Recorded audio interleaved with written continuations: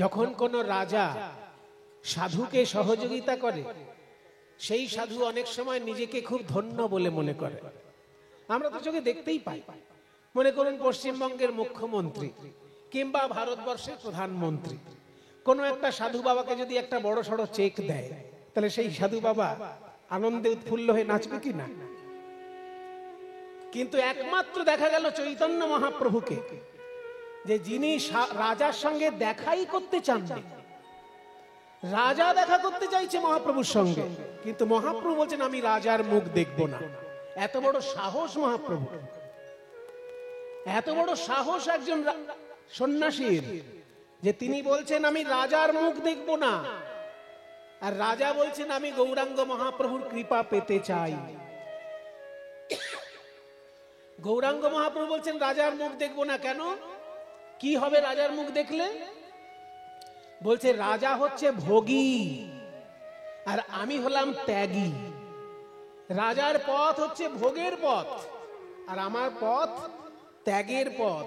আমি যদি ওই রাজার মুখ দেখি, তাহলে রাজার ওই ভোগ বাসনা আমার ভিতরেও জাগতে পারে। সেই জন্য আমি রাজার মুখ দর্শন করব না। এত বড় কথা বলে ফেললেন। ভারতের কোন সাধু বলতে পারবে আমি প্রধানমন্ত্রীর মুখ দর্শন করব না বা মুখ্যমন্ত্রীর মুখ দর্শন করব না?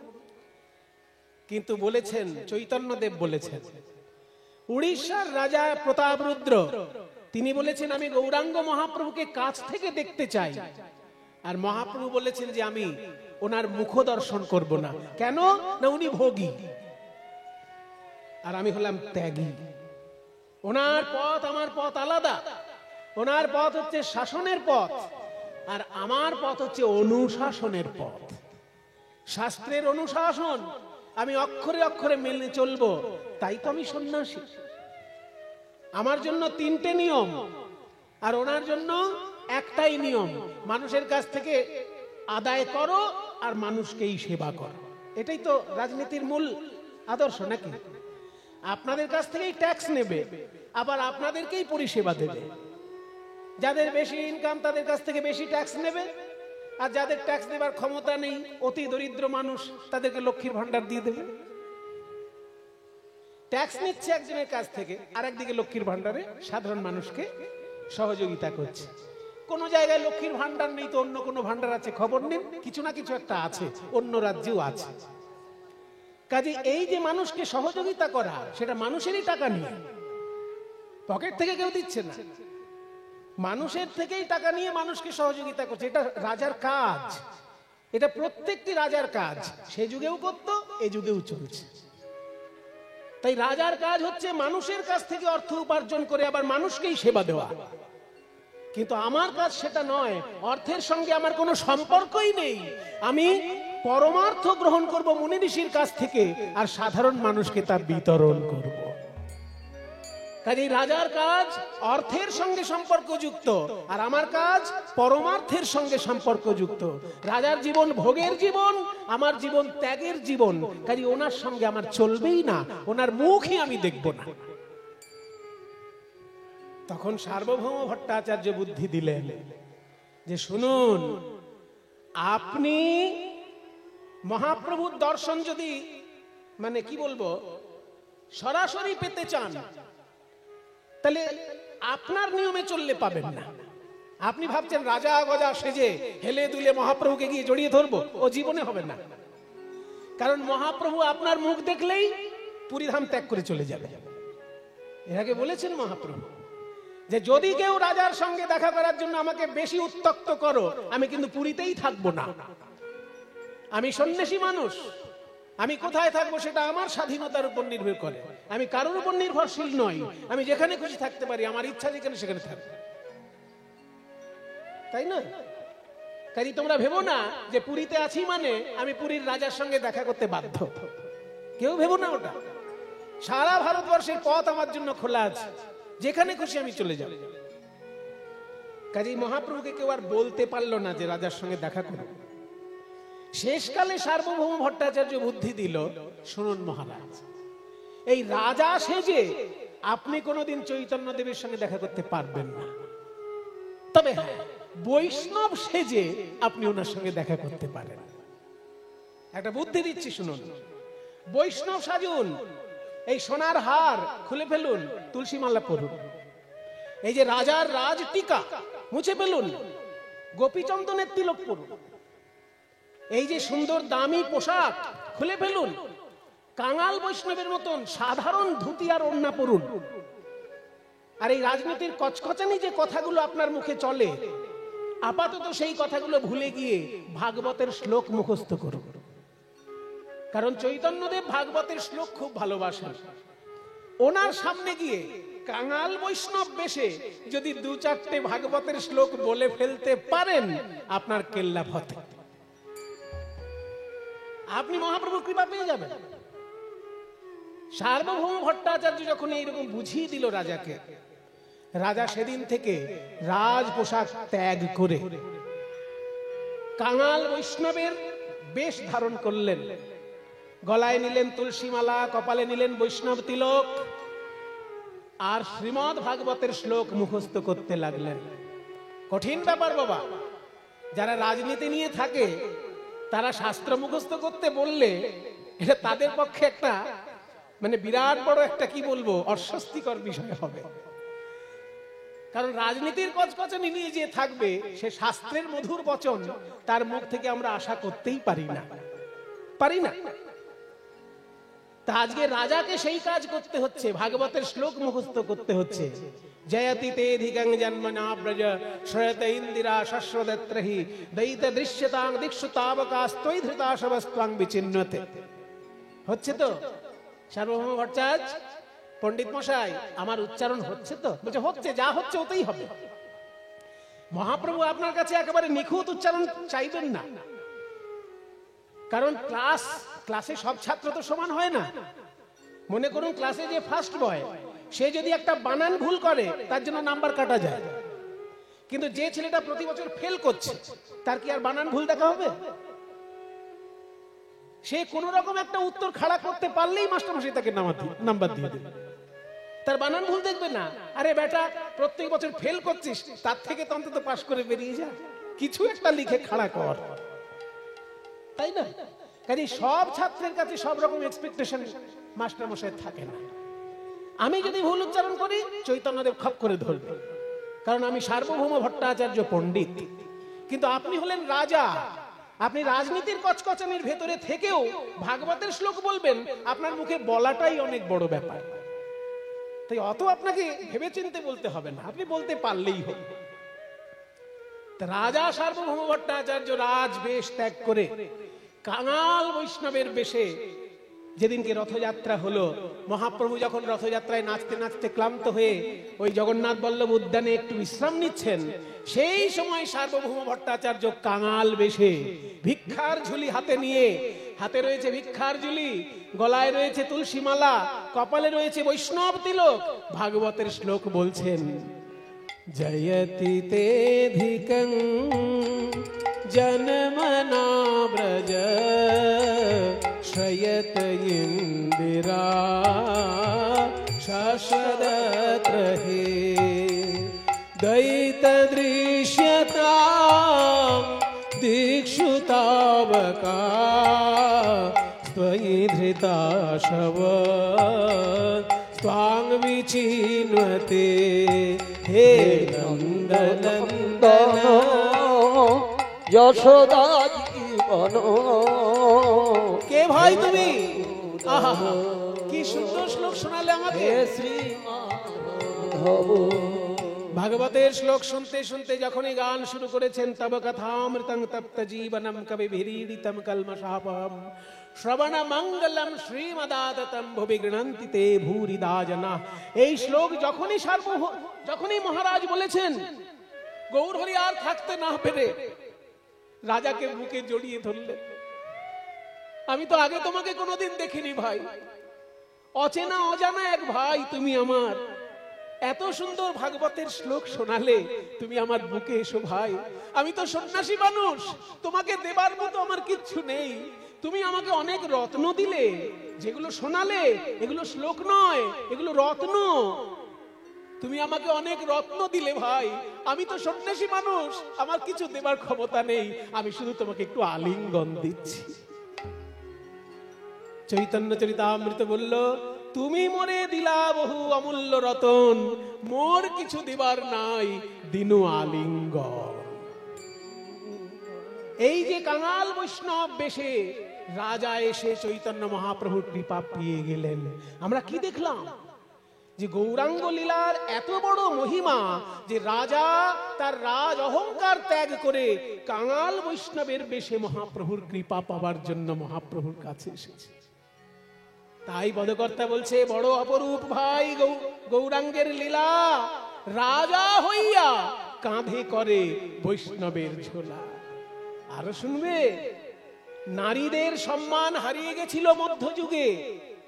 সমস্ত ধর্মে, সমস্ত সমাজে নারীদেরকে পিছিয়ে রাখা হতো, কিন্তু বৈষ্ণব আন্দোলন এসে বাংলার বুকে নারীর সম্মান আবার ফিরিয়ে আনলো। আমাদের ভারতবর্ষের মুনি ঋষিরা চিন্তা করেছিলেন যে ঈশ্বরকে কাছে পাওয়ার পথ কি কি। অনেক রকমের সাধনা ভারতবর্ষের মুনিগণ আবিষ্কার করেছিলেন। যেমন যোগ সাধনা, ঈশ্বরকে কাছে পাবার সাধনা যোগ সাধনা। তন্ত্র সাধনা, ঈশ্বরকে আপন করে পাবার সাধনা তন্ত্র সাধনা। ব্রহ্মজ্ঞানের সাধনা, ঈশ্বরকে কাছে পাবার ব্রহ্মজ্ঞানের সাধনা। তেমনি সঙ্গীত সাধনা, এটাও ঈশ্বরকে কাছে পাবার একটা সাধনা। এখনকার দিনে সাধারণ মানুষ জানে সঙ্গীত মানে একটু মনোরঞ্জন, কিন্তু তা নয় বাবা। আমাদের মুনি ঋষিরা বলেছেন সঙ্গীত শুধু মনোরঞ্জনের জন্য নয়, মনোসংশোধনের জন্য। আমাদের মন যদি সংশোধন ঘটে, তাহলে অমানুষ থেকে আমরা মানুষ হয়ে যাই, আর মানুষ থেকে আমরা দেবতা হয়ে যাই। সেই মনের সংশোধন ঘটিয়ে দিতে পারে ভারতবর্ষের সঙ্গীতের এত বড় ক্ষমতা।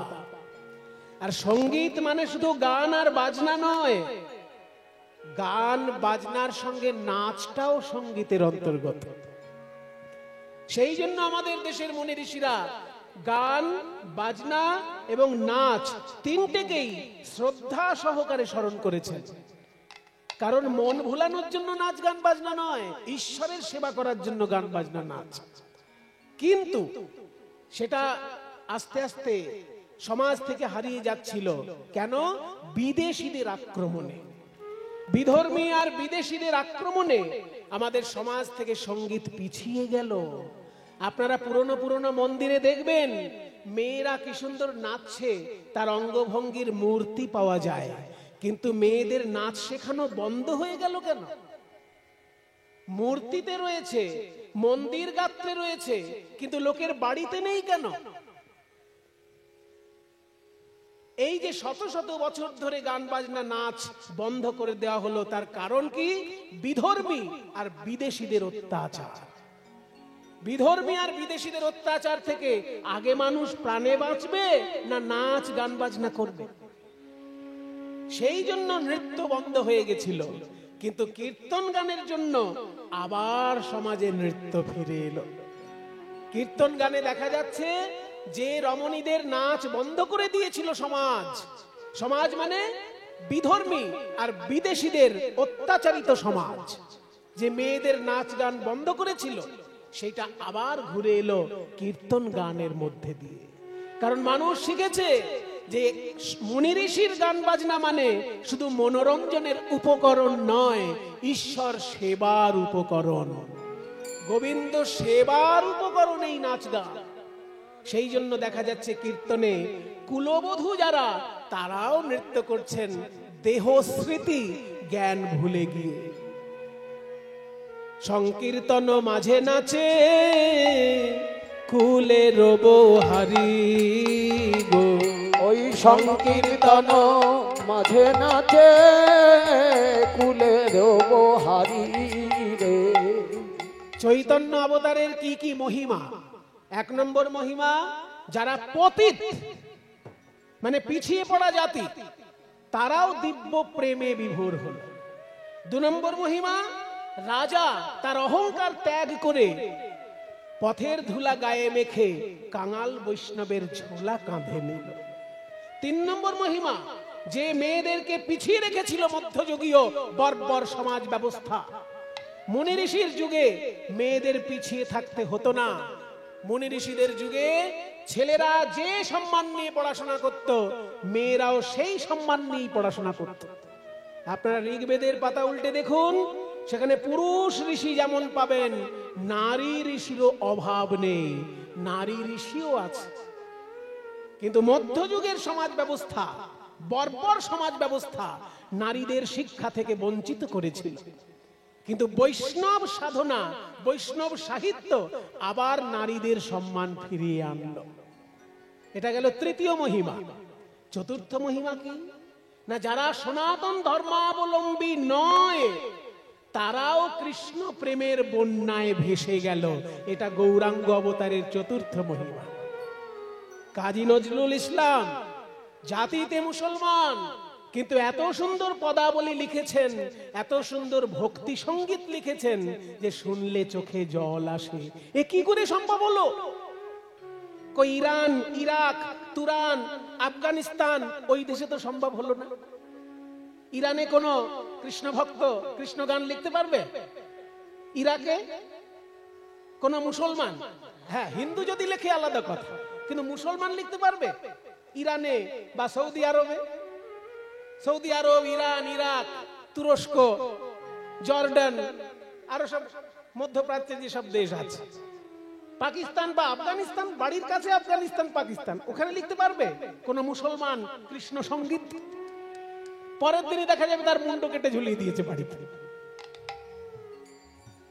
কিন্তু আমার বাংলায়, আমার ভারতবর্ষে সম্ভব হয়েছে। আমার বাংলায় নজরুল ইসলাম লিখেছেন, সখী সে হরি কেমন বল, নাম শুনে যার এত প্রেম জাগে, চোখে আনে এত জল। নাম শুনে যার এত প্রেম জাগে, চোখে আনে এত জল।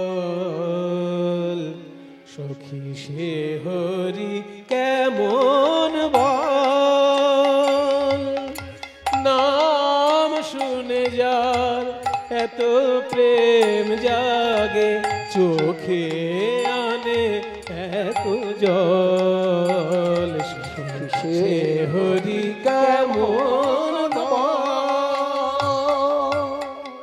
বাংলার কোন মুসলমান যদি কোথাও দাঙ্গা বাঁধায়, তাহলে জানবেন সে বিদেশির কাছে শিক্ষা নিয়েছে, নজরুল ইসলামের কাছে শিক্ষা নেয়নি। ঠিক বলছি না ভুল বলছি? কোন বাংলার মুসলমান যদি হিন্দু বিরোধী কথা বলে, তাহলে জানবেন সে নজরুল ইসলামের কাছে শিক্ষা পায়নি, সে বিদেশিদের শিখানো বলি উগরে যাচ্ছে। সেজন্য বাংলার মুসলমান যদি হয়, সে নজরুল ইসলামের কাছে শিক্ষা গ্রহণ করবে। আমার কাছে একটি বই আছে, সেই বইটার নাম হলো বাংলার বৈষ্ণব ভাবাপন্ন মুসলমান কবির পদমঞ্জুষা।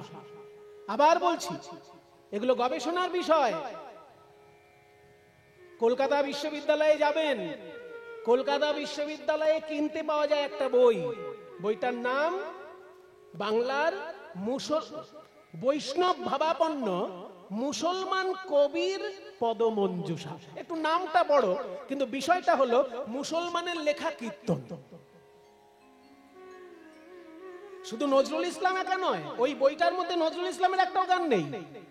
অন্যান্য মুসলমানদের লেখা গান প্রায় 1000 খানেক বৈষ্ণব পদাবলী। কি করে তৈরি হলো বাংলার বুকে? কারণ চৈতন্য মহাপ্রভুর প্রেমের বন্যা, চৈতন্য মহাপ্রভুর প্রেমের বন্যা অসনাতনী যারা, অহিন্দু যারা, তাদের হৃদয়েও কৃষ্ণ প্রেমের বাণ ডেকে দিয়েছে। তাই তো নজরুল লিখেছেন, সখী সে হরি কেমন বল, নাম শুনে যার এত প্রেম জাগে, চোখে আনে এত জল। সে কি আসে এই পৃথিবীতে, গাহে রাধা নাম বাঁশরীতে। সে কি আসে এই পৃথিবীতে, গাহে রাধা নাম বাঁশরীতে। যার অনুরাগে বিরহ যমুনা হয়ে ওঠে চঞ্চল। সখী সে হরি কেমন বল, নাম শুনে যার এত প্রেম জাগে, চোখে আনে এত জল। সে হরি কেমন বল। তোমরা তো কৃষ্ণ ভক্ত, কৃষ্ণ নাম দিনরাত জপ করো। নজরুল ইসলামের প্রশ্নের একটা উত্তর দাও দেখি। নজরুল ইসলামের প্রশ্ন, তারে কি নামে ডাকিলে আসে, কোন রূপ কোন গুণ পাইলে সে রাধা সম ভালোবাসে। তারে কি নামে ডাকিলে আসে, কোন রূপ কোন গুণ পাইলে সে রাধা সম ভালোবাসে। চোখে শুনেছি সে নাকি কালো, জালে কেমনে সে এত আলো। সখী শুনেছি সে নাকি কালো, জালে কেমন সে এত আলো। আবার মায়া ভুলাইতে মায়াবী সে নাকি করে গো মায়ার ছল। সখী সে হরি কেমন বল, নাম শুনে যার এত প্রেম জাগে, চোখে আনে এত জল। সে হরি কেমন বল। ওই জন্য পদকর্তা বলরাম দাস বলছেন, যবনেও নাচে গায়ে বলে হরি নাম, হেন অবতারে সে বঞ্চিত বলরাম। চৈতন্য মহাপ্রভুর কৃপায় সোনার বাংলায় অসম্ভব সম্ভব হলো। যারা পিছিয়ে পড়া মানুষ তারা দিব্য প্রেমে বিভোর হলো। যারা রাজা গজা মানুষ তারা অহংকার ত্যাগ করে ধরনের ধুলা গায়ে মাখলো। যারা নারী মধ্যযুগের বর্বরতায় পিছিয়ে পড়েছিল শিক্ষা ব্যবস্থায়, তারা সমাজে এগিয়ে এলো। এমনকি যারা হিন্দু নয় তারাও কৃষ্ণ প্রেমের বন্যায় ভেসে আত্মহারা হয়ে গেল। বলছে ন ধনং ন জনং ন সুন্দরীং কবিতাং বা জগদীশ কামায়। আমি ধন সম্পত্তি চাই না। এই ধন সম্পত্তি চাই না কথাটা বলতে পারে কে? সবার কিন্তু বলার এই কথাটার ক্ষমতা থাকে না। যাদের কপালে জোটে না তারা যদি বলে আমি ধন সম্পত্তি চাই না, তারা মিথ্যে কথা বলছে। আর যে সবকিছু পেয়েও ভগবানের উদ্দেশ্যে সবকিছু ত্যাগ করে পথে বেরোতে পারে, তার মুখে এই কথাটা মানায়। মনে করুন আমার কপালে কিছু জোটেনি, আমি ভগবানকে বলছি আমি ধন সম্পত্তি চাই না, তো এটা একটা মিথ্যে কথা বলা হবে না? পেলে পরে নিতাম, পাইনি তাই বলছি চাই না। কিন্তু বুদ্ধদেব যখন গৃহত্যাগ করে পথে বেরোলেন, বা রাজপুত্র নরোত্তম দাস যখন রাজবাড়ি ছেড়ে পথে বেরোলেন, বা রূপ গোস্বামী, সনাতন গোস্বামী, বেশি বাড়া কমা করবেন না, খ্যান খ্যান করছে মাইকটা, কমিয়ে রাখুন। আর মনিটরগুলো একটু অফ করে দিন দেখি কেমন লাগে দেখি। মনিটর দুটো অফ করে চালান দেখি, অফ করে দিন পুরো মনিটর। হ্যাঁ, মনিটর অফ পুরো। হ্যালো হ্যালো, ঠিক আছে, অফ করে দিয়েছেন। এবার একটুখানি বাড়ান। সবাই শুনতে পাচ্ছেন পরিষ্কার? অসুবিধা নেই তো? ঠিক আছে, এই থাক। মম জন্মনি জন্মনীশ্বরে ভবতাদ ভক্তিরহৈতু কি ত্বয়ি। যেটা বলছিলাম, কারোর কপালে যদি ধন সম্পত্তি না জোটে, সে যদি বলে ঠাকুর আমি ধন সম্পত্তি চাই না, সে মিথ্যে কথা বলছে। আর যে সবকিছু পেয়েও ঠাকুরকে ভালোবেসে সবকিছু ত্যাগ করতে পারে, তার মুখে এই কথাটা মানায়। যেমন নরোত্তম দাস, তিনি রাজপুত্র ছিলেন, তিনি রাজবাড়ি ছেড়েছেন বৈষ্ণব ধর্ম যাজন করার জন্য। ত্যাগী বৈষ্ণব হওয়ার জন্য তিনি ভোগের জীবন ত্যাগ করেছেন। তার কপালে জোটেনি তাই নয়, ত্যাগ করেছেন। রূপ গোস্বামী, সনাতন গোস্বামীর মতন যারা, সারা বাংলার অর্থমন্ত্রী রূপ গোস্বামী, সারা বাংলার প্রধানমন্ত্রী রূপ সনাতন গোস্বামী, এরা মন্ত্রিত্ব পদদলিত করে বৃন্দাবনের ধুলো মাখার জন্য, বৃন্দাবনের গোপী পদরজে অভিষিক্ত হবার জন্য সারা জীবন বৃন্দাবনে কাটিয়ে দিলেন। কাজী এনাদের মুখে যখন কথাটা প্রকাশিত হবে, সেটা অক্ষরে অক্ষরে সত্যি কথা। আর আমার মতন লোক যে কপালে কিছু জোটেনি অথচ মুখে বলছে যে আমি তোমার কাছে কিছু চাই না, সে মিথ্যে কথা বলছে। যারা ভগবানের প্রেমে আত্মহারা হয়ে যায়, তাদের বাকি কোনো কিছু প্রয়োজন হয় না।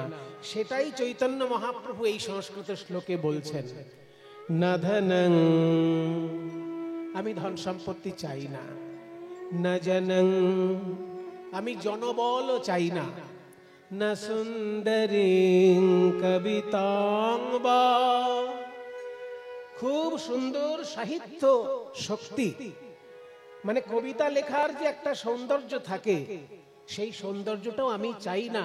কবি হয়ে মানুষের মধ্যে প্রশংসিত আমি হতে চাইছি না।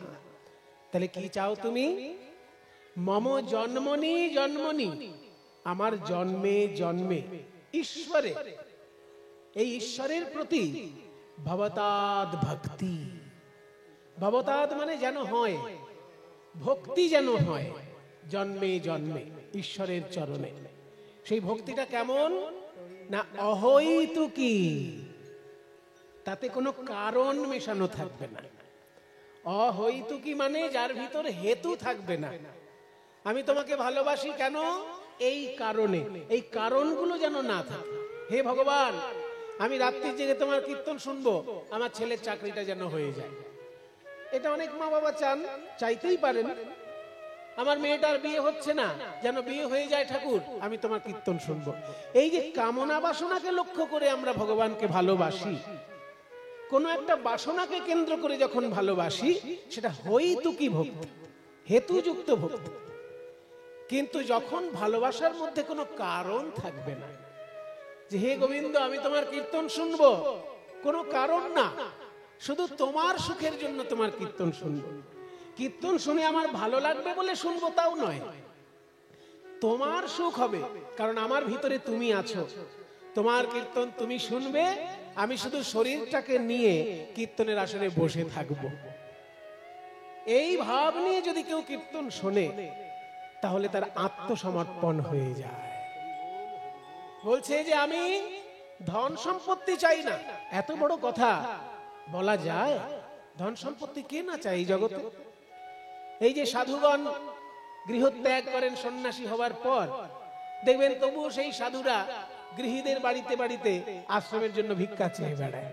তাহলে ধন সম্পত্তি ছাড়া কিচ্ছু চলছে না, কোনো কিছুই তো চলছে না ধন সম্পত্তি ছাড়া। তাহলে মহাপ্রভু বলছেন যে আমি ধন সম্পত্তিও চাই না, আমি শুধু তোমার চরণে জন্ম জন্মান্তরে ভক্তি চাই। কেমন ভক্তি? অকারণ ভক্তি। তোমাকে যে ভক্তি করব তার ভিতর যেন কোনো কারণ লুকিয়ে না থাকে,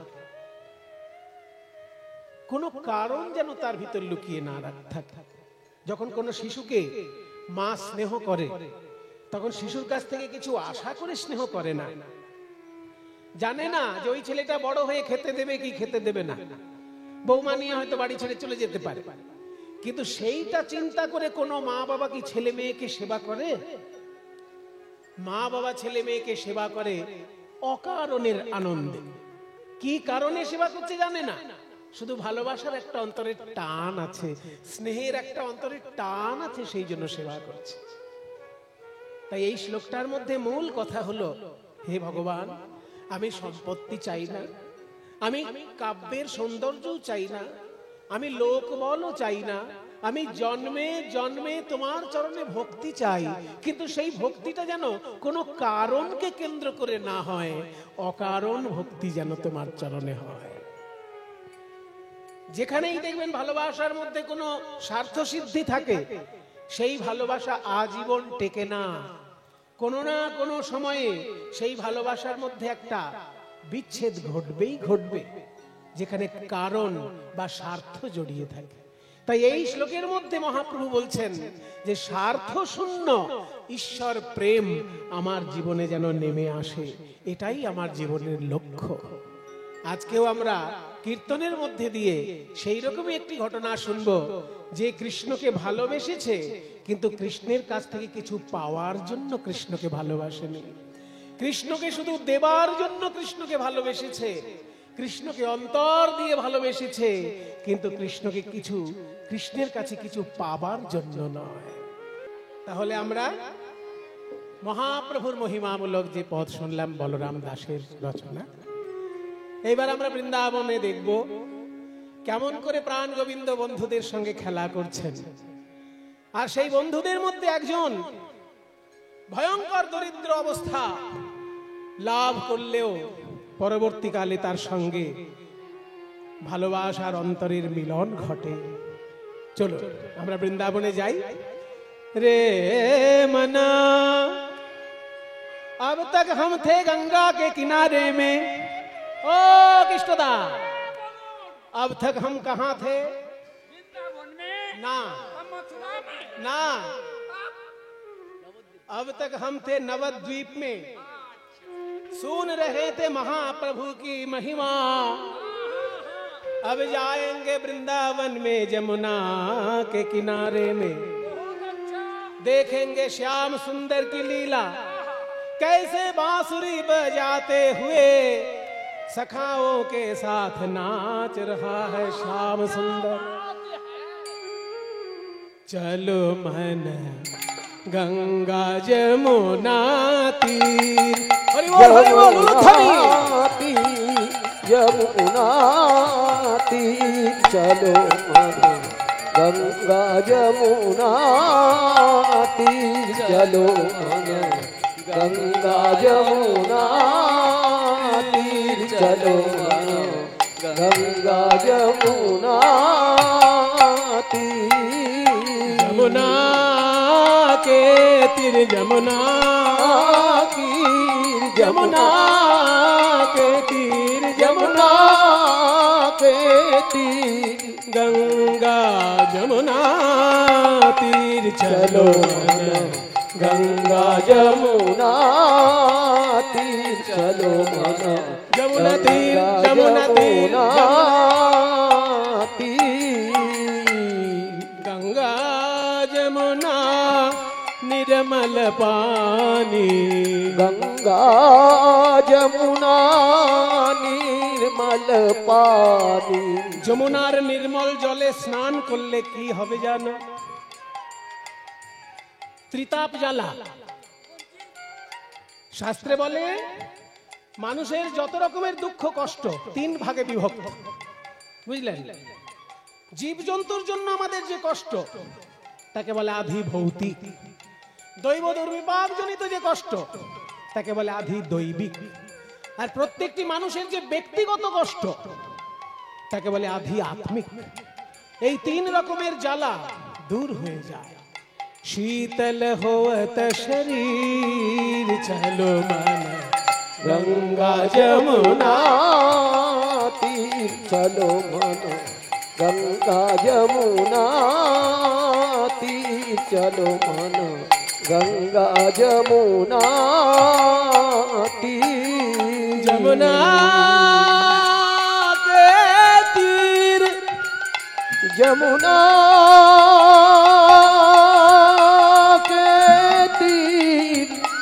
जमुना जमुना जमुना जमुना जमुना जमुना जमुना जमुना जमुना, गंगा जमुना तीर, चलो मन गंगा जमुना तीर, चलो मन गंगा जमुना तीर।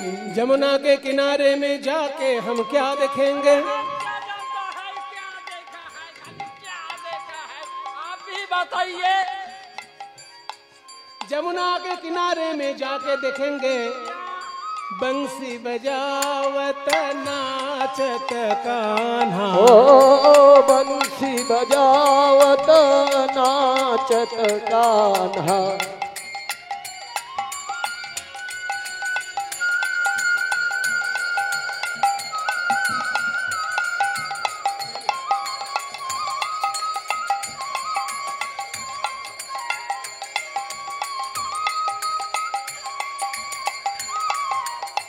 आहा हा बंसी बजावत नाचत कान्हा। ओ बंसी बजावत नाचत कान्हा। संग लिए, সঙ্গে কে আছে দাদা বলরাম?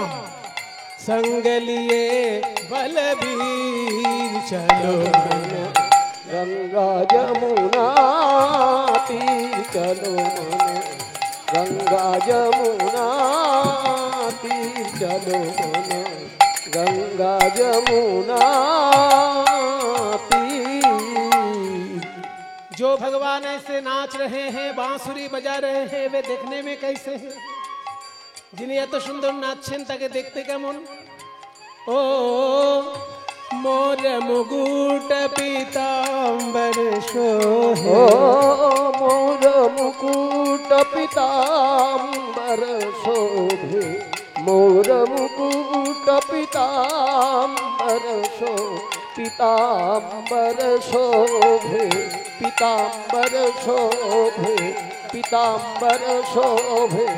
मोर मुकुट पीताम्बर शोभे।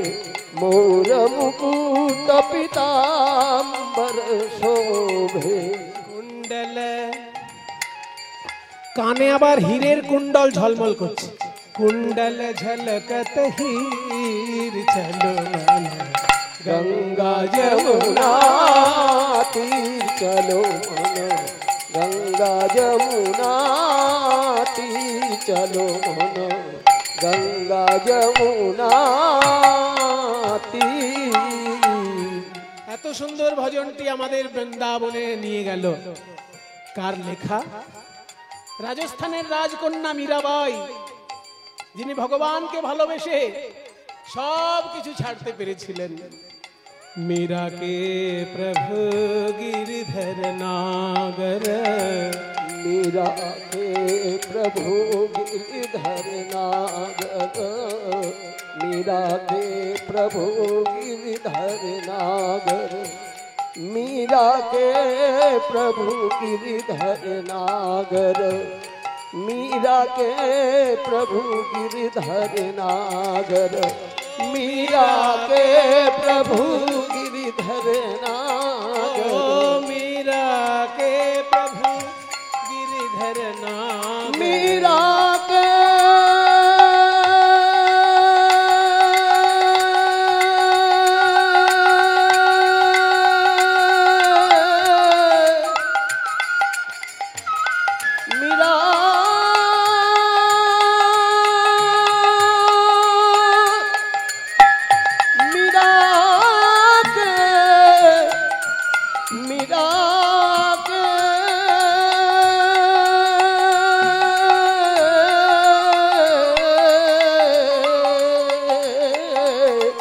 मीरा उनके चरण कमल पर शीर चलो मन गंगा जमुना तीर चलो मन। गंगा जमुना तीर चलो री चलो री चलो री चलो री चलो री चलो री चलो री चलो री चलो री चलो री चलो री चलो री चलो जमुना तीर जमुना तीर जमुना जमुना तीर जमुना तीर जमुना जमुना तीर जमुना तीर जमुना तीर। वृंदावनं सखि भुवो वितनोति कीर्तिं यदेवकी सुत पदाम्बुजलब्ध लक्ष्मी गोविंद वेणुमनुमत मयूर नृत्यम प्रेक्ष्यादृशान्वरतान्य समस्त सत्वम वृंदावनं दिव्यलतापरीतं लताश पुष्पस्फुरिताग्रभाजः पुष्पाण्यपि स्फीतमधुव्रतानि मधुव्रताश्च श्रुतिहारी गीतः। শ্রী রূপ গোস্বামী বলছেন বৃন্দাবনং দিব্য লতাপরিতম, বৃন্দাবন যেন দিব্য দিব্য লতায় সুশোভিত। আর লতাগুলি কেমন? লতাশ্চ পুষ্প স্ফুরিতাগ্রভাজ, লতাগুলিতে যেন থোকায় থোকায় ফুল ফুটে আছে। আর ফুলগুলি কেমন? পুষ্পাণ্যপি স্ফীত মধুব্রতানি, ঝাঁকে ঝাঁকে ভ্রমর যেন ওই ফুলের চারিপাশে ঘুরছে। আর ভ্রমরগুলি কেমন? না মধুব্রতাশ্চ শ্রুতিহারি গীতা, ভ্রমর এমন সুন্দর গুনগুন করে গান গাইছে যে কান প্রাণ জুড়িয়ে যাচ্ছে। সেই বৃন্দাবনে আজ গোবিন্দ আমার সখাদের সঙ্গে খেলা করছেন। বৃন্দাবনে কৃষ্ণের বন্ধু কারা? একটু নামগুলো বলছি, মায়েরা চেষ্টা করুন, একটু মনে রাখার চেষ্টা করুন। আমি নামগুলো বলছি শ্রীকৃষ্ণের বন্ধুদের: শ্রীদাম, সুদাম, দাম, বসুদাম, সুবল, মহাবল, সুবাহু, মহাবাহু, স্তোককৃষ্ণ, অর্জুন, লবঙ্গ, মধুমঙ্গল। কয়টি বললাম? বাবা শুনতে বলেছেন, গুনতে তো বলেন। তাহলে আর একবার বলছি: শ্রীদাম, সুদাম, দাম, বসুদাম, সুবল, মহাবল, সুবাহু, মহাবাহু, স্তোককৃষ্ণ, অর্জুন, লবঙ্গ, মধুমঙ্গল। 12 জন বন্ধু। এত বন্ধু শ্রীকৃষ্ণের। এরা ছাড়া আরো বন্ধু আছে শ্রীকৃষ্ণের।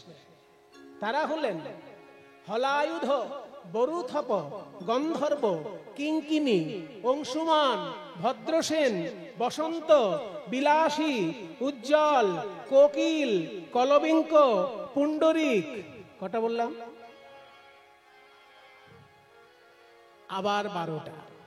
তাহলে 12 জন শ্রীকৃষ্ণের বন্ধু 24 জন নিয়ে খেলা করছেন আজকে কৃষ্ণ। কেমন ভাবে?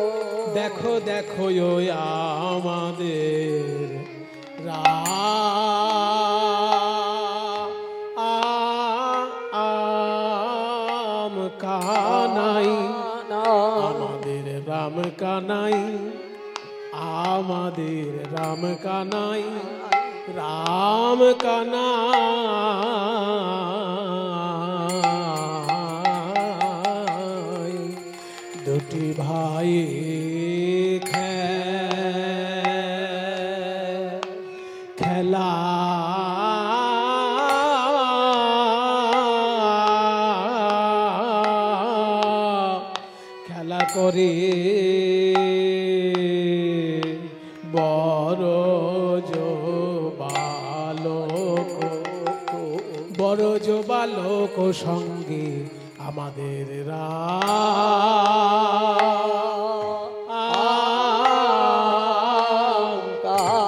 যেন খেলে নীলগিরি নীলগিরি আর রজতগিরি দুটি ভাইয়ে খেলা করে রে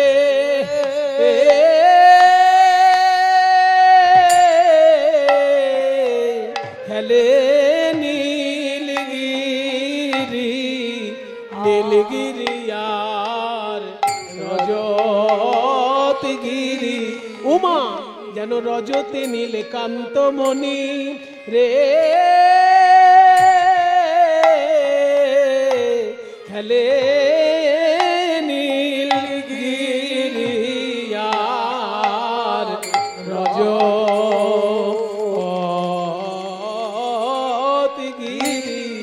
দুটি ভাইয়ে খেলা করে রে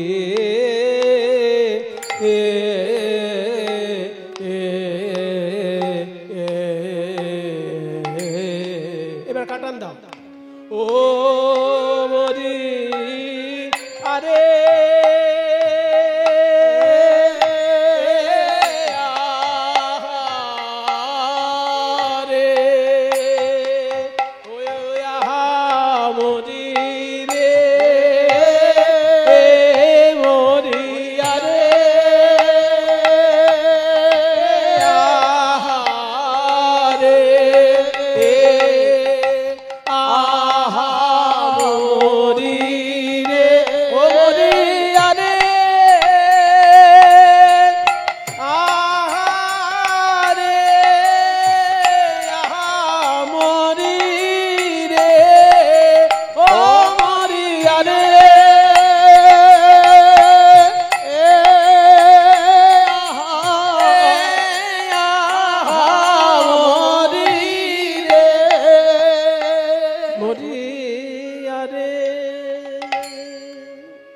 আজকে দুটি ভাই খেলা করছে কৃষ্ণ বলরাম দুটি ভাইকে দেখে কেমন লাগছে যেন নীলগিরি আর রজতগিরি মানে কি নীলা পাথরের পর্বত কৃষ্ণকে দেখে মনে হচ্ছে নীলা দিয়ে তৈরি যে পাহাড় নীলা নীলা নীলা পাথর হয় না জ্যোতিষীরা আংটিতে পড়তে বলে যাদের শনি দুর্বল থাকে তাদেরকে নীলা পাথর বলতে বলে সেই নীলা পাথরের যেন একটা পাহাড় শ্রীকৃষ্ণ আর বলরামকে দেখে মনে হচ্ছে যেন রূপোর পাহাড় রজতগিরি নীলগিরি আর রজতগিরি দুটি ভাইয়ে যেন খেলা করে আজকে শ্রীরাম সুদাম সবাই মিলে খেলছে খেলার বিষয়টা কি না কাঁধে করা আর কাঁধে চড়া কে কাঁধে করবে কে কাঁধে চড়বে কাঁধে চড়তে পারলে কেউ আর কাঁধে করতে চায় দায়ে না ঠেকলে কেউ কাঁধে করে না তা আজকে খেলা একটা করা হোক চোর ঠিক করা হোক যে চোর হবে সে সকলে কাঁধে করবে তাহলে কি করে চোর ঠিক করা হবে বলে শোন 24 জন বন্ধু আর কৃষ্ণ বলরাম মোট 26 জনের খেলা হচ্ছে এই 26 জনের মধ্যে একটা পাতা ছেঁড়া হবে ছেঁদা আর 25টা পাতা ছেঁড়া হবে গোটা পাতা 25টা গোটা পাতা একটা ছেঁদা পাতা ওই গোটা পাতাগুলোর সঙ্গে ছেঁদা পাতাটা মিশিয়ে রাখা হবে সবাই চোখ বেঁধে পাতা তুলবে যার কপালে ওই ছেঁদা পাতা পড়বে সেই হবে চোর তাহলে তাই কর পাতা জোগাড় করা হলো ছেঁদা করা হলো মিলিয়ে দেওয়া হলো এবার সবাই চোখ বেঁধে নিল একটা করে পাতা তুলছে কৃষ্ণ করেছে কি নিজের পাতাটা আগে না দেখে বন্ধুদের মধ্যে কার ভালো পাতা পড়েছে সেটা জিজ্ঞেস করছে এসদাম হ্যাঁ তোর কেমন পাতা পড়েছে আমার তো বেশ ভালোই সুবল মধুমঙ্গল আমারও ভালো সবাই ভালো হ্যাঁ হ্যাঁ আমারটা তো আমি নিজেই দেখিনি এখনো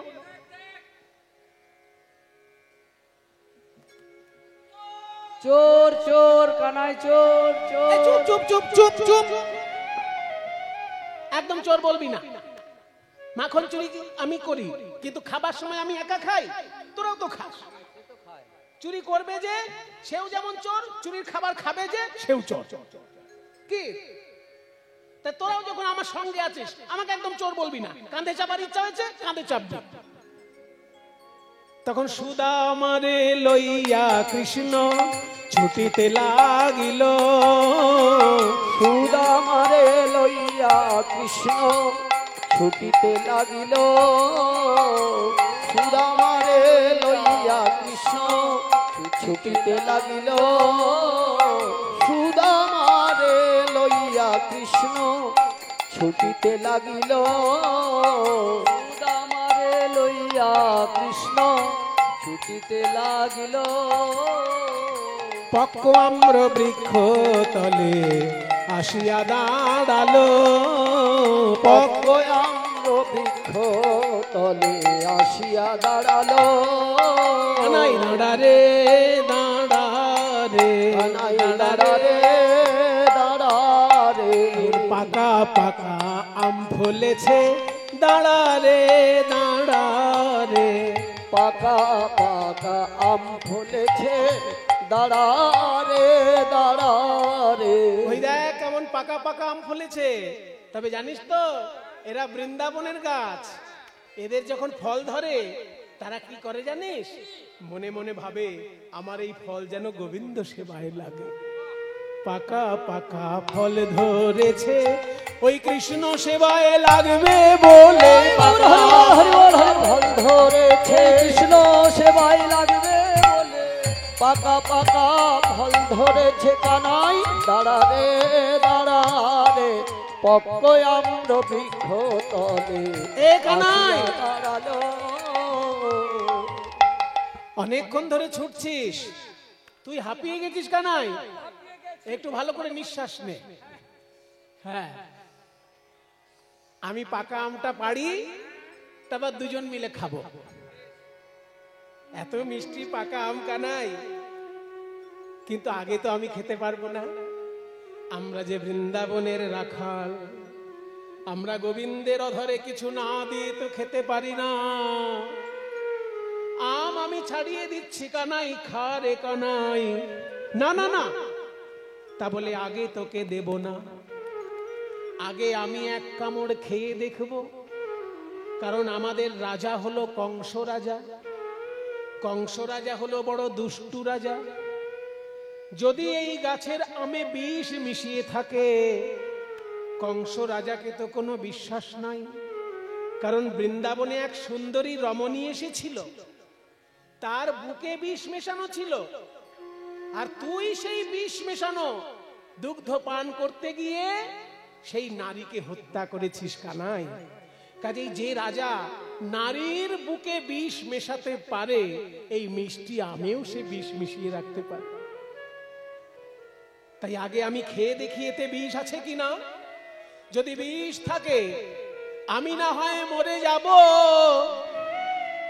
আমি মরে গেলে কানাই তুই তো আমাকে বাঁচাতে পারবি, কিন্তু তুই মরে গেলে তো আমি বাঁচাতে পারবো না কানাই।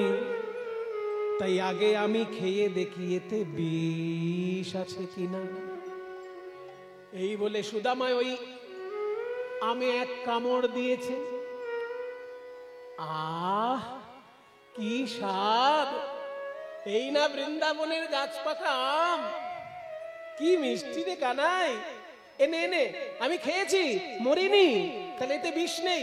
এবার তুই খা, তবে দেখিস কানাই ভালো লাগছে বলে যেন সব আমটা খেয়ে নিস না।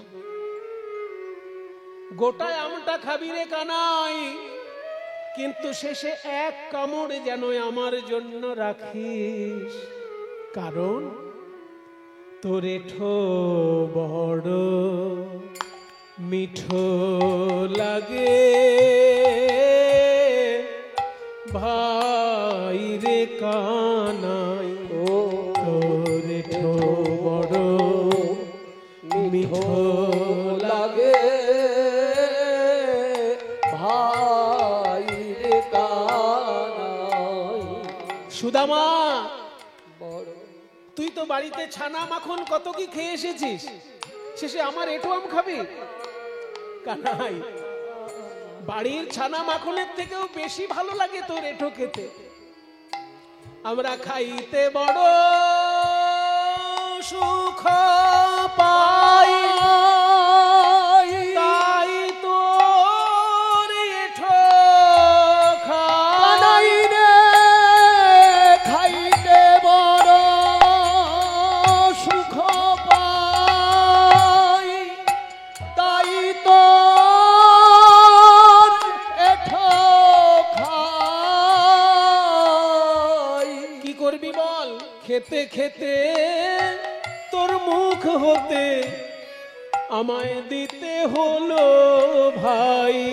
ওই মুখ হতে দিতে হলো ভাই, মুখ হতে দিতে হলো, খেতে খেতে মুখ হতে দিতে হলো ভাই, খেতে খেতে মুখ হতে দিতে হলো, খেতে খেতে মুখ হতে দিতে হলো, খেতে খেতে মুখ হতে দিতে হলো, খেতে খেতে মুখ হতে দিতে হলো ভাই।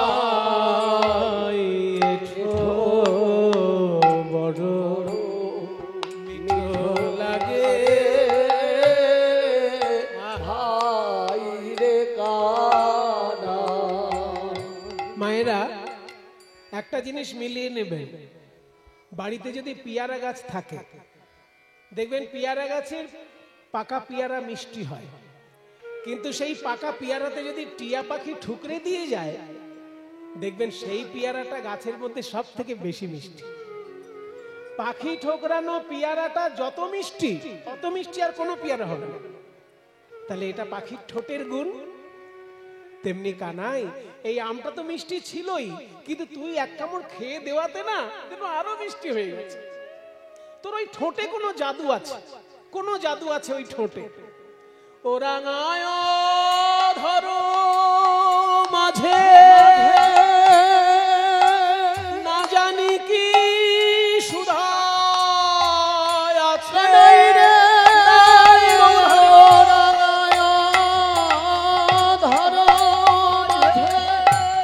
জানি না কোন বিধি বিধি গড়েছিল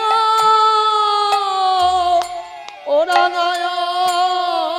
ধরো মাঝে, জানি না কোন বিধি বিধি গড়েছিল ভাই কানাই রে তোর বদল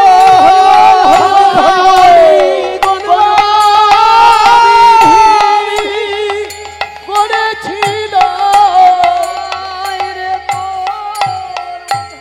কানাই রে কোন বিধি গড়েছিল কানাই রে তোর বদন খানি, কোন বিধি গড়েছিল কানাই রে তোর বদন খানি। ওরা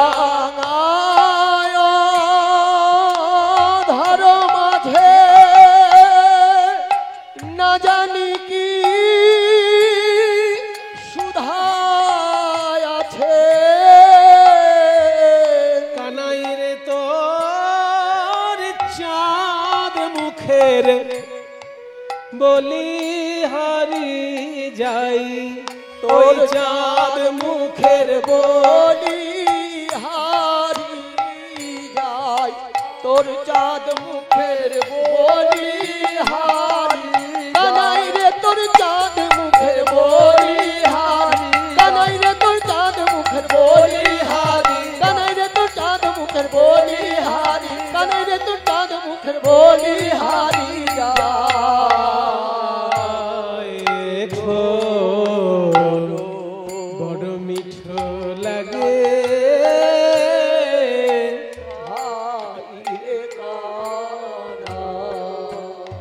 কৃষ্ণ বলছে সুদামা, এই শোন, আমার এঁঠো যদি বেশি মিষ্টি হয় তো যদি খিদে পায় পাকা আম আরো পেড়ে নে, কিন্তু যদি আমার এঁঠোই তোর খেতে হয় তাহলে আমি এঁঠো এমনি এমনি দেবো কেন? আমায় কিছু দে। কি বাবা, বিনামূল্যে যদি কিছু দেওয়া হয় কোন জিনিসের মূল্য থাকে? তাহলে বিনামূল্যে আমি কেন দেবো? তুই আমায় কিছু দে, তবে তো এঠোটা পাবি। সুদামা বলে, কানাই রে, তোকে কিছু দেবার বাকি থাকলে তবে তো তুই চাইবি। এই দেখ আমার মা আমায় কত গয়না দিয়ে সাজিয়ে দিয়েছে, আমার পিতা মোটুক আর আমার মা রচনা দেবী কত গয়না দিয়ে আমায় সাজিয়ে দিয়েছে। দেখ কানাই, তোর যদি পছন্দ হয় এই গয়নাটা খুলে নে। আমার গয়নাতে কোনো আসক্তি নেই কানাই, এই গয়না তুই নিয়ে নে, কিন্তু তোর এঠো আম আমাকে একটু দে কানাই। এই নে, এই গয়না নে তুই, এই উপহার না খাইয়া আমাদিগে দাও রে উপহার নাও খাইয়া আমাদিগে দাও। এ দাসয়ুদ্ধবে মোরা কিছু দিতে চাই, উদ্ধবে মোরা কিছু দিতে এ দাসয়ুদ্ধবে মোরা কিছু দিতে, এদা সয়ুদ হবে মোরা কিছু দিতে, এদা সয়ুদ হবে মোরা কিছু দিতে, এদা সয়ুদ হবে মোরা কিছু দিতে, এদা সয়ুদ হবে মোরা কিছু দিতে, এদা সয়ুদ হবে মোরা কিছু দিতে চাই। এঠো বড় মিঠো লাগে ভাই রে কানা। ভাগ্যবান পদকর্তায় উদ্ধব দাস লীলায় আস্বাদন করতে করতে এক পাশে দাঁড়িয়ে আছে, ভিক্ষার আঁচল পেতে দাঁড়িয়ে আছে। বলে, ওগো সুদামা, কৃষ্ণের অধর অমৃত ওই পাকায় আম তুমি খাও, কিন্তু আমটি খাবার পর ওই আঁটিটা যেন এদিক ওদিক ছুঁড়ে ফেলো না। এই যে আমি আঁচল পেতে দাঁড়ায়ে আছি, এই আঁচলে যেন ওই আঁটিটা দিও। আমি তো সেই আশাতে বসে আছি, আমি সেই আশাতে বসে আছি। প্রসাদের কণা প্রসাদ পাবো বলে সেই আশাতে বসে আছি। প্রসাদের কণা প্রসাদ পাবো বলে পেলে আমার নর জনম ধন্য হবে। প্রসাদের কণা প্রসাদ পেলে পরে আমার নর জনম ধন্য হবে। প্রসাদের কণা প্রসাদ পেলে পরে নর জনম ধন্য হবে। প্রসাদের কণা প্রসাদ পেলে পরে আমি সেই আশাতে বসে আছি। এইরকম আনন্দের দিন বৃন্দাবনে কেটে গেল কতদিন, কিন্তু আনন্দের ক্ষণ তো চিরকাল থাকে না বাবা। ওই বৃন্দাবনের নিরানন্দ সংবাদ নিয়ে আসলো কংসের দূত হয়ে অক্রূর মহাশয়। কংস অক্রূরকে পাঠিয়ে দিল বৃন্দাবনে। শুনুন অক্রূর, আপনি আমারও আত্মীয়, আবার আপনি কৃষ্ণদেরও আত্মীয়, তাই আপনাকে আমি যেমন বিশ্বাস করি ওরাও আপনাকে বিশ্বাস করে, তাই আপনাকে আমি পাঠাচ্ছি বৃন্দাবনে। আমি একটা ধনুর্যজ্ঞ করব, বৃন্দাবনের ওই গোয়ালাদেরকে আপনি নিমন্ত্রণ করে আসুন। বেচারা গ্রামের গরিব লোক, ওরা তো ভালো করে খেতেই পায় না, তাই শহরে এসে একবার দেখে যাক আড়ম্বর ঐশ্বর্য কাকে বলে। আমি করব ধনুর্যজ্ঞ, আর আপনি কৃষ্ণ বলরাম ইত্যাদি রাখালদেরকে নিমন্ত্রণ করে নিয়ে আসবেন, নন্দরাজাকেও আনবেন। সাবধান, বৃন্দাবনের কোন নারী যেন না আসে। কেন? এ উত্তর আমি আপনাকে দিতে বাধ্য নই, শুধু আদেশ, বৃন্দাবনের নারী যেন কেউ না আসে। নন্দরাজা আসবে, কৃষ্ণ আসবে, বলরাম আসবে, আর কৃষ্ণের 24 জন বন্ধু আসবে, কিন্তু নারী যেন কেউ না আসে। কেন? কারণটা আমি আপনাদেরকে বলছি। আসলে কংস রাজা মনে মনে ভেবেছিল, আমি তো ধনুর্যজ্ঞ করার জন্য ওদের ডাকছি না, কৃষ্ণকে মারার জন্য ডাকছি।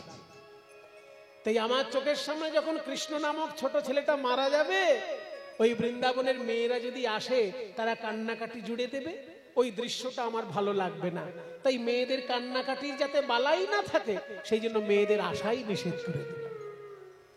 কংস রাজা ধরেই নিয়েছে যে কৃষ্ণ এসে মরে যাবে, কারণ চানুর মুষ্টিক দুজন যোদ্ধা, দুজন মল্লযোদ্ধাকে প্রস্তুত রেখেছে, আবার একজন মত্ত হাতিকে রেখেছে, মাহুতকে শেখানো আছে যে কৃষ্ণ ঢুকলেই তাকে মেরে ফেলবে। তাই ভাবছে যে কৃষ্ণ আসলেই তো মরে যাবে, বৃন্দাবনের মেয়েরা আসলে কান্নাকাটি জুড়ে দেবে, ওসব জিনিস ভালো না। কিন্তু সেটা মুখে বললেন না, বললেন আপনি কৃষ্ণকে আনবেন, কৃষ্ণের বন্ধুদের আনবেন, নন্দরাজাকে আনবেন, কিন্তু কোন নারী যেন না আসে। আর একটা কথা শুনুন, সাধারণ কোন রথ যেন বৃন্দাবনে না যায়, আমার ব্যক্তিগত রথটা নিয়ে যান। আমার ব্যক্তিগত রথে কৃষ্ণ বলরাম আর নন্দরাজাকে আনবেন, আর অন্য একটা বড় রথে ওর বন্ধুদেরকে আনবেন। কেন? বৃন্দাবনের গ্রামের লোককে লোভ দেখানো। মনে করুন এইখানে যদি মুখ্যমন্ত্রী কাউকে গাড়ি পাঠিয়ে দেয়, সেটা একটা সম্মানের ব্যাপার না? বা রাষ্ট্রপতি যদি বলে আমার গাড়িটা গিয়ে ওনাকে নিয়ে আসো, সেটা একটা বিরাট বড় সম্মান। তাই কংস রাজা নিজের গাড়িটা পাঠিয়ে দিলেন কৃষ্ণ আর নন্দরাজাকে আনার জন্য। অক্রুর এসে যথারীতি বুঝালেন যে কংস করছে ধনুর্যজ্ঞ, তোমাদের যেতে হবে মথুরায়। কৃষ্ণ বলরাম নেচে উঠলো আনন্দে, শ্রীরাম সুদাম নেচে উঠলো আনন্দে, সবাই যাবে, কিন্তু নারীরা কেউ যাবে না। গোপীগণ কাঁদতে লাগলেন। অক্রুর চাপাইয়া রথে, বলি অক্রুর চাপাইয়া রথে, হরি নীল প্রাণনাথে। অক্রুর চাপাইয়া রথে, হরি নীল প্রাণনাথে। আধার করিয়া ব্রজপুর আধার হলো রে, আধার হলো রে। এই বৃন্দাবনের আকাশে আধার হলো রে, বৃন্দাবনের ওই কৃষ্ণচন্দ্র অদর্শনে বৃন্দাবনের আকাশ, দর্শনে বৃন্দাবনের আকাশ, কৃষ্ণচন্দ্র দর্শনে বৃন্দাবনের আকাশ, কৃষ্ণচন্দ্র দর্শনে বৃন্দা